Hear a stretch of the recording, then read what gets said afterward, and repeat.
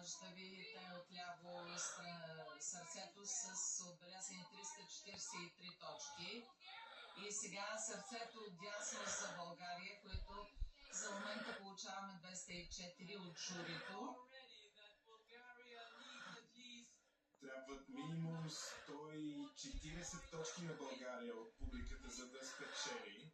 А ако има равенство, страната, която има по-голям вод от публиката, печели. Готови ли сте? Победителя на конкурса за песен на Евровизия 2026 е...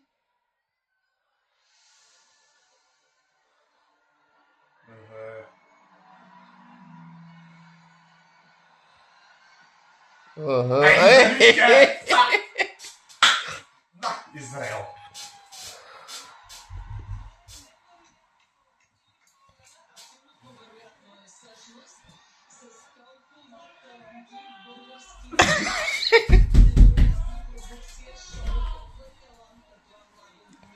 Бангаранга! Бангаранга! Бангаранга! Айде, Дани! Айде, бангаранга! Опикни ги, бе! Евровизия, бе! Бангаранга! Бангаранга! Бангаранга!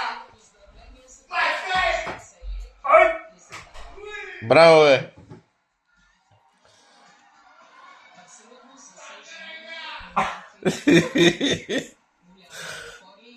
Вижте каква е разлика между първия и втория класиран. България с 516 точки, на второ място Израел с 343.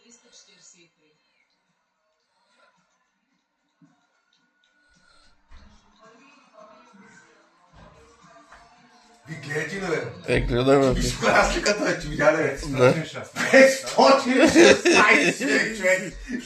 Вие за кой играете вторите, не майка ми да има проста. Бангаранга! 516 човек, майко! Стана добра.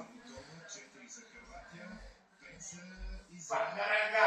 Бангаранга! 7 за Украина, 8 за Албания, 10 за Румъния и 12 за... То с тях не го плачем.